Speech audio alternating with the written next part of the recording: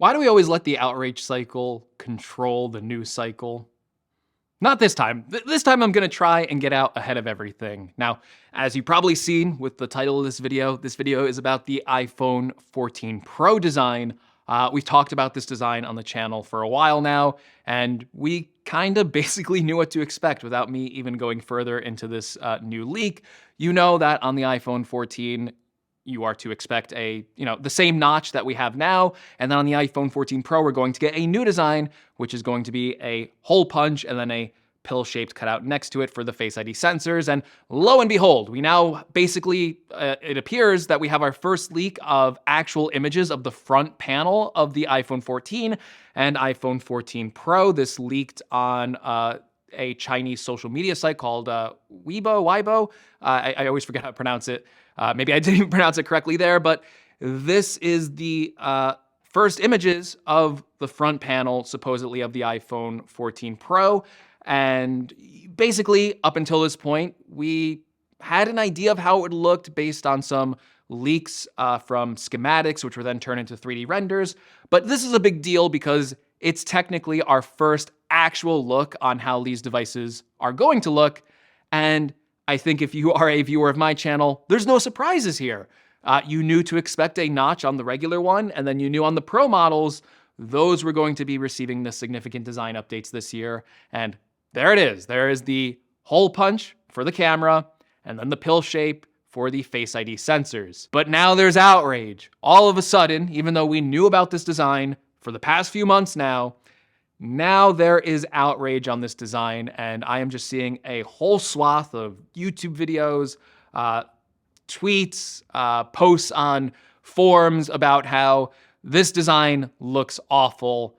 And it's just this outrage cycle that I have seen played out just a bunch of times by now that I want to get out ahead of it and say that this design is fine. And it's not going to change the way that you use your phone. And I think at the end of the day, it's either going to be better or the same. And most importantly, it's not a big deal. So the outrage now, if you can believe it or not, is that this design looks worse than the notch, and that Apple should have never tried this new design and they should have just stuck with the notch. Which is funny to me because I feel like the same people complaining about this design are the people who initially complained about the notch being the worst thing that Apple has ever shipped, and how Steve Jobs would never put this design on a phone, and how can anyone use this phone? Apple's going to fail. They're not going to sell any of these products. They should have put just a big black bezel at the top and have it be totally asymmetrical with the bottom bezel. These are the same people that are now saying that this hole punch plus pill combo is going to look awful on the iPhone 14 Pro.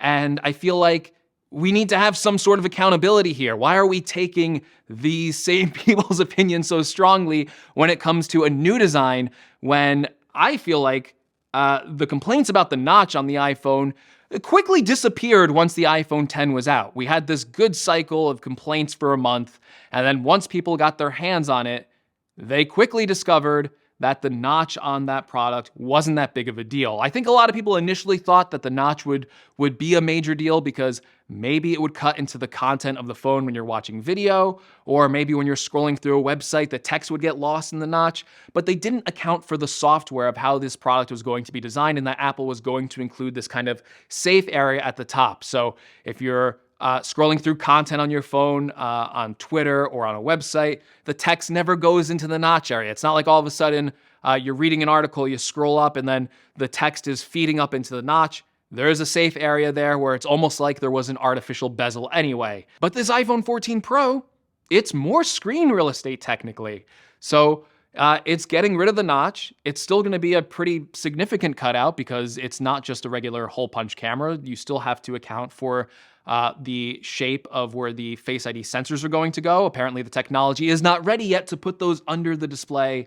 And for now, this is the compromise that Apple has to make if they want to keep Face ID on the phone. I quite like Face ID, so I think that's a smart decision. You may not like Face ID, or you may prefer Touch ID, but I think that argument has sailed. Face ID is here to stay, and the way to advance this design by getting rid of the notch and including these cutouts is to have two of them. Now, listen, are there different ways you could design this? Yes, you could still just keep the notch, which Again, I would be fine with that if Apple decided that. Maybe you make a longer black bar at the top, or you do it this way where you have two separate cutouts. But that doesn't mean, we don't want the eventual full screen design. When you look at a phone, when you look at the modern day smartphone, it's really the last frontier of the last bit of things that we can remove on the front of the phone to get us to this futuristic point of where the phone is all screen. And until the technology gets better to where we can have a camera under the display, or we can include the Face ID sensors under the display and not lose any speed in unlocking the phone or not lose any quality in the front-facing camera, I think we're just going to have to deal with these cutouts. We've already been dealing with them for this long, and when you look at this design of the iPhone 14 Pro, is it really going to change the way you use your phone? I don't think so. I don't think you're really going to focus on those top cutouts. I think it's going to be very much like the notch, where this top area of the display, it's not that important. Let's face that fact. It's not that important. What is the top of that display used for? Status icons. You got your battery life, your cellular service indicator, your Wi-Fi, and the time. Technically, will Apple have a little bit more space here to maybe include some more status icons like the battery percentage? Yes, but technically they had a little bit more space with that when they shrunk the notch on this new, or on the recently new iPhone 13 designs, and they didn't take any steps to include the battery percentage there. It looks like Apple just wants a very clean top with very minimal status bar icons. Even on Android, where you have a lot more that you can put up there with like app notifications, that area is generally just a safe space for those types of icons, and content never really goes up there. So even if your argument was that maybe Apple should ditch Face ID, maybe they should just include a hole punch camera up there, know that ultimately that space isn't being used for the content that you look at on your phone. This outrage cycle is just based on images. We have no one has used the iPhone 14 Pro. No one can tell you if this design, in theory, is better or worse. I'm telling you based on my experience, based on what I saw with the outrage with the iPhone 10 and products like the MacBook Pro, where people are going, oh my, it has a notch. This is going to be awful. How is anyone going to use a laptop with a notch? It's going to cut out all the content. It's going to be awful. And then the MacBook Pro comes out. It's probably the best MacBook that Apple has released in quite a while. And I haven't heard a complaint about that notch, at least a serious complaint about that notch, since that product hit the shelves and people started using it and realizing how great the display was and how that notch occupies the space in the menu bar and doesn't cut into the content. When you full screen an app on the MacBook Pro, it doesn't really cut into the content. There were some initial complaints with maybe if you had too much status bar icons on the Mac, because on the Mac you can have quite a lot, that then the notch got a little bit funky, but that notch just turned out to not be an issue. And all those end of the world complaints about the MacBook Pro design and how Apple was, again, shipping another bad design that people were gonna hate, just seems to be wrong by every metric. I think a lot of people agree that these are like the best MacBook Pros that Apple has ever made, and they're even like selling like, I think, more than Apple anticipated. So those products are doing very well. The design wasn't a big issue. So I can only go by the history of these Apple product leaks. And again, this isn't even unique to the notch. If you go back and look at the history of Apple product leaks, you'll see that when the iPhone 4 was first leaked, people's initial reactions, just because this product looked different than what Apple was shipping up until that point on like the normal, regular iPhone and iPhone 3G and 3GS designs, they were saying that the iPhone 4 design looked bad. If you ask anyone now about the iPhone 4 design, it's probably in their tier list as like the S tier of iPhone designs. It's probably one of their favorite designs. It's regarded as a beautiful design. And I just feel like there's this inherent reward of this outrage cycle for Apple products in general. I feel like we're so used to it at this point that Apple does anything different. The products aren't in people's hands yet.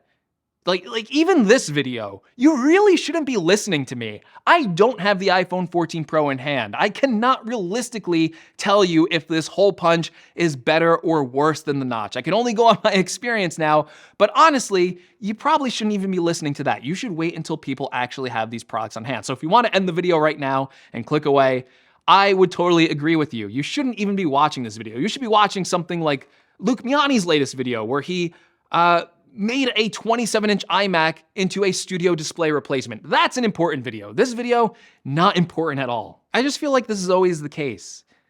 We see a new design, everyone complains, we don't give it a chance, the product comes out, people finally get to use it, they realize that, this decision wasn't a big deal, or maybe they even like it, and then everyone forgets. And we reward this cycle. We reward this outrage cycle. We just want this controversy so bad on these products. It fuels us.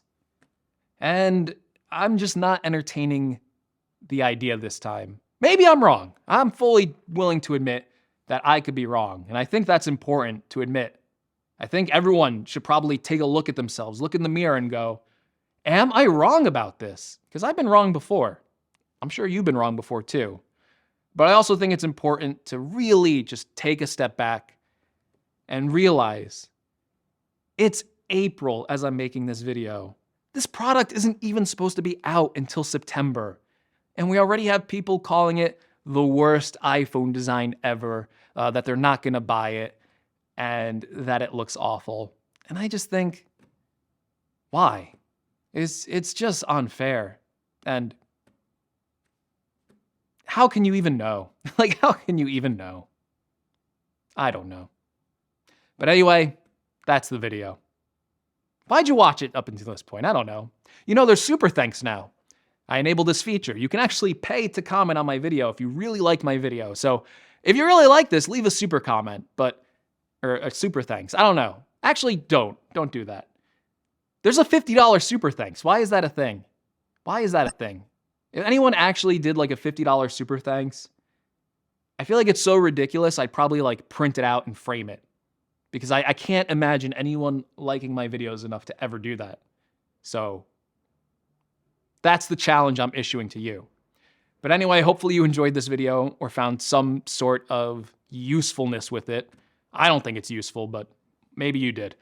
So if you did, leave me a like. If you want to see more, make sure you're subscribed. And as always, thank you so much for watching.